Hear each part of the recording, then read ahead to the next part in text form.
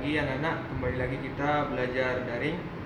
Saya ingatkan kembali, meskipun kita belajar daring, Bapak harap pembelajaran kita ini selalu bermanfaat dan saling ada interaksi atau timbal balik antara saya mengajar di sini dengan kalian belajar di rumah.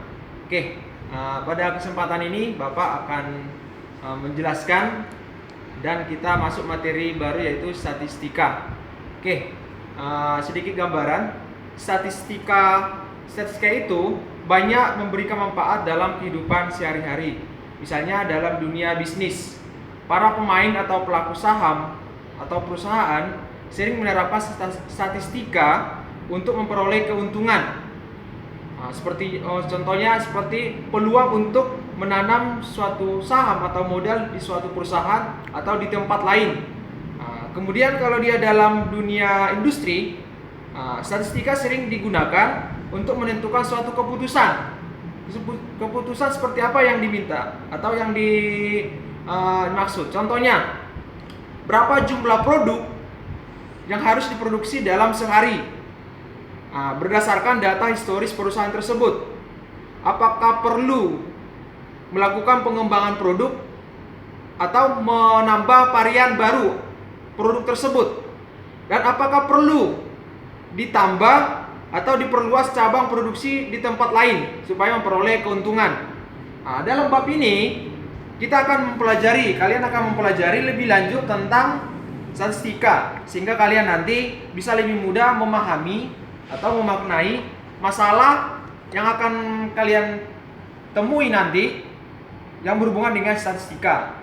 Di masa sekarang statistika ini banyak digunakan, banyak dimanfaatkan. Misalnya di dalam pilkada atau di pilpres, nanti ada misalnya suatu calon, misalnya kalau dia pilkada, misalnya calon kepala daerah ada 2 atau 3 orang.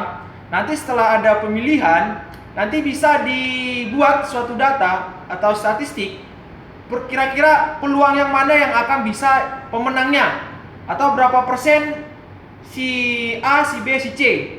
Itu digunakan, itu ada statistika. Atau misalnya di dalam keadaan pandemi sekarang, misalnya COVID ini, statistika juga digunakan. Dari segi mana? Misalnya dibuat data berapa persen atau berapa banyak jumlah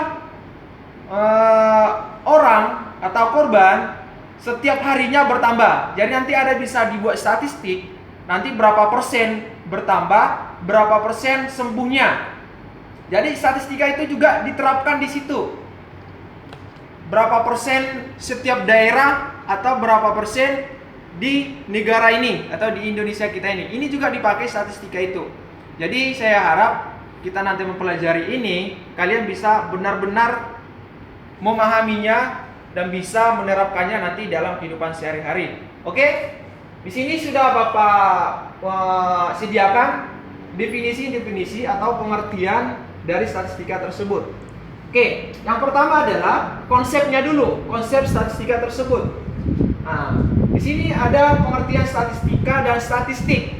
Jadi beda ya, statistika dengan statistik, tapi mereka saling bersinergi atau saling sinkron. Oke, statistika itu adalah suatu ilmu atau cabang pelajaran. Sebenarnya statistika adalah mata pelajarannya, suatu ilmu yang mempelajari. Jadi suatu ilmu mempelajari cara pengumpulan. Jadi sini ada beberapa yang harus dipelajari, yaitu cara pengumpulan data.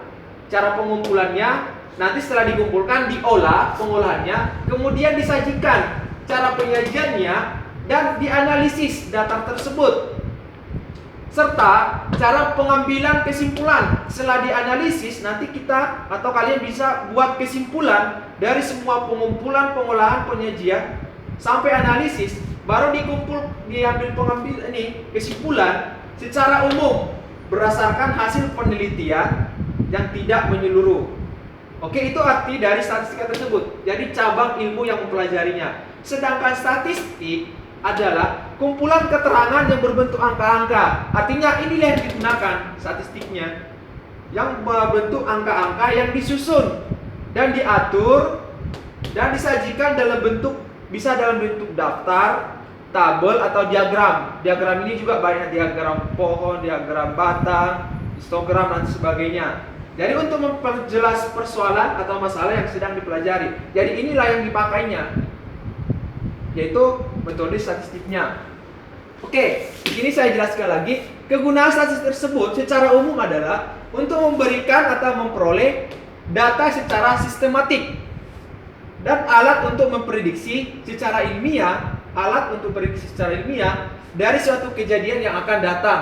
Jadi bisa nanti kita prediksi hal-hal yang akan terjadi, akan datang nanti. Oke, di statistika itu ada populasi dan sampel di dalamnya, yaitu populasi. Populasi adalah himpunan dari seluruh objek. Jadi itu yang harus kita prediksi atau itu yang harus kita teliti, harus ada objeknya. Jadi itu adalah populasi. Populasi adalah himpunan dari seluruh objek yang mempunyai karakteristik yang sama untuk dijadikan sebagai sasaran penelitian. Jadi harus ada dulu populasinya, harus ada dulu apa yang harus kita teliti atau apa yang harus kita sajikan, harus ada populasinya atau harus ada objeknya. Sedangkan sampel adalah bagian dari populasi. Jadi sebagian dari populasi yang ada. Jadi bagian dari populasi yang akan disajikan oleh sebagai objek penelitian yang bersifat representatif, artinya mewakili dari seluruh populasi. Ya? Oke. Setelah ada populasi dan sampel, berarti harus ada data. Harus ada data statistikanya.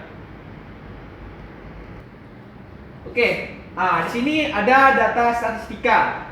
Statistika selalu berhubungan dengan data. Kalau tidak ada data, kita tidak bisa menghitungnya atau menelitinya. Oke, data diharapkan mampu memberikan gambaran tentang apa yang harus kita teliti atau populasi apa yang harus kita teliti.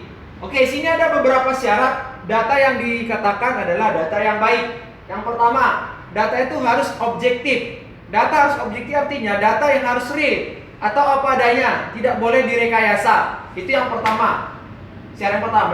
Syarat yang kedua adalah data harus representatif. Artinya data harus mewakili dari populasi yang ada.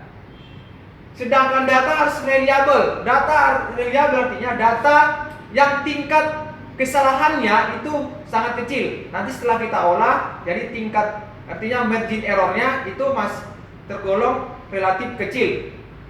Sedangkan data harus relevan. Artinya data yang harus relevan, data yang apa yang kita kehendaki harus sama.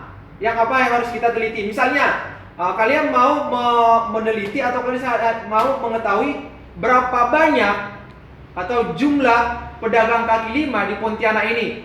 Jadi yang kalian data adalah pedagang kaki limanya. Jangan nanti kalian data rumah makan. Nah, itu kan berarti kan tidak relevan. Ya harus searah atau harus sama apa yang kalian yang ingin kalian teliti dengan yang bukan kalian teliti. Yang terakhir, data itu harus up to date, artinya data yang selalu yang terbaru dan terkini supaya nanti mempermudah untuk melakukan suatu penelitian. Oke, sedangkan data menurut jenisnya ada dua. Yang pertama itu adalah data yang kualitatif dan kuantitatif. Data yang kualitatif artinya data yang berhubungan dengan karakteristik dan tidak dinyatakan dalam bentuk angka. Jadi dia berbentuk karakteristik.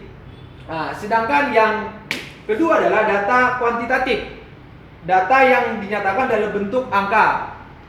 Misalnya nanti jumlah penduduk di suatu wilayah, misalnya di Pontianak, itu kan berbentuk angka. Atau jumlah peserta didik di SMA Kristen Maranatha, nanti kita berbentuk angka. Nanti bisa diteliti, misalnya tingkat kemampuan berpikir atau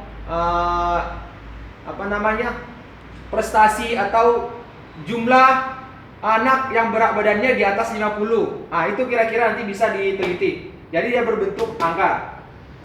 Sedangkan di data kuantitatif ini ada dua jenis data, yaitu data diskrit. Data diskrit artinya data yang caranya adalah dicacah atau dihitung.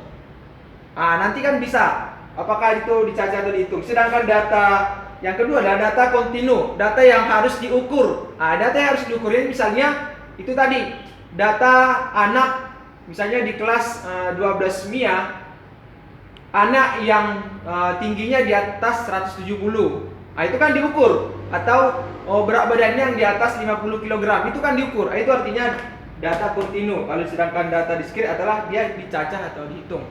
Ini adalah sedikit penjelasan mengenai statistika. Ini baru dasarnya. Nanti berikutnya kita akan pelajari tujuannya apa kita mempelajari statistika ini atau inti dari statistika tersebut.